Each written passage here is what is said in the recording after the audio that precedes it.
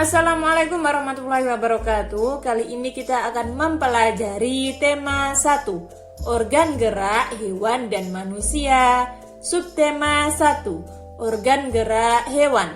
Pembelajaran 1. Di sini ada percakapan antara anak kecil dan bapaknya.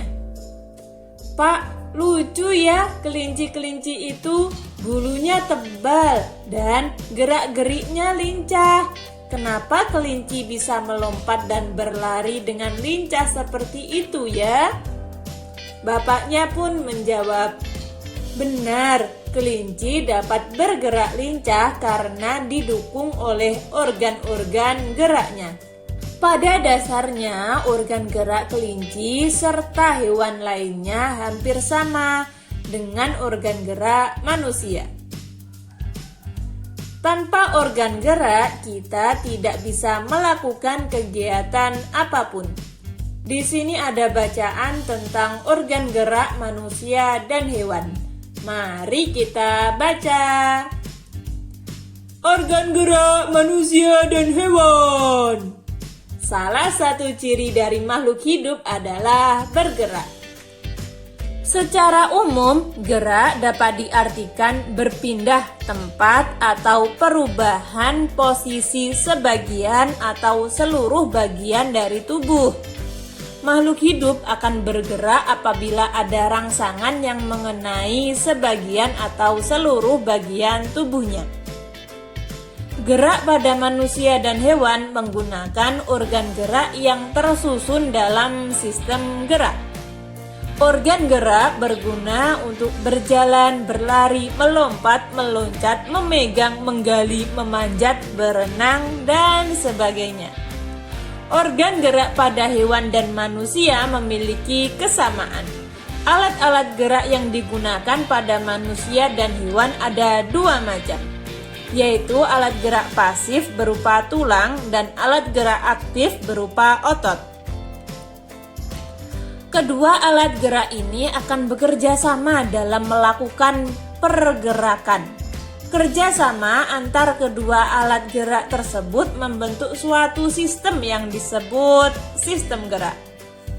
Tulang disebut alat gerak pasif karena tulang tidak dapat bergerak dengan sendirinya.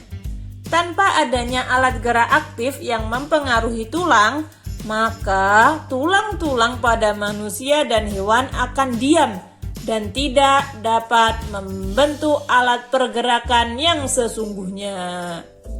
Walaupun merupakan alat gerak pasif, akan tetapi tulang mempunyai peran yang besar dalam sistem gerak manusia dan hewan. Otot disebut alat gerak aktif karena otot memiliki suatu senyawa kimia yang membuatnya dapat bergerak. Pada saat otot yang menempel pada tulang bergerak, otot tersebut akan membuat tulang bergerak. Di sini dapat kita lihat bahwa bacaan ini memiliki 5 paragraf. Masing-masing paragraf tersusun dari ide atau gagasan pokok ditambah dengan kalimat-kalimat pengembang. Ide pokok adalah gagasan yang menjadi dasar sebuah paragraf. Ide pokok disajikan ke dalam bentuk kalimat utama. Kalimat utama yang membuat ide pokok ini bisa berada di awal paragraf, di tengah paragraf, atau di akhir paragraf. Mari kita cari ide pokok dan kalimat pengembang pada paragraf pertama.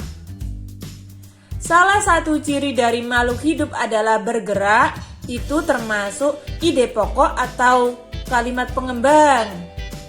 Ya, benar sekali, itu termasuk ide pokok. Sedangkan kalimat secara umum gerak dapat diartikan berpindah tempat atau perubahan posisi sebagian atau seluruh bagian tubuh, itu termasuk kalimat pengembang. Begitu pula kalimat setelahnya.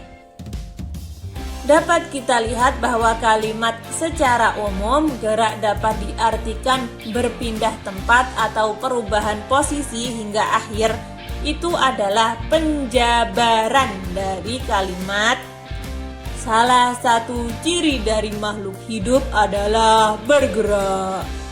Oke, selanjutnya.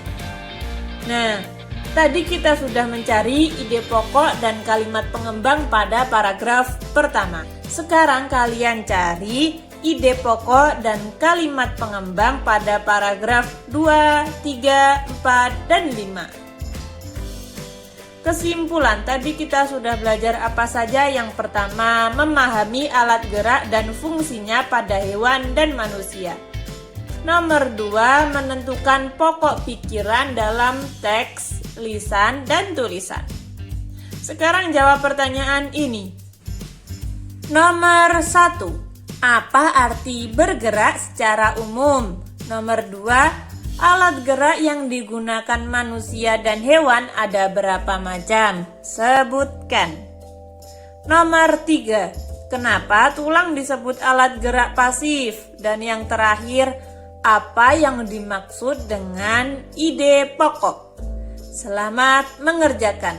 Sekian, terima kasih. Wassalamualaikum warahmatullahi wabarakatuh.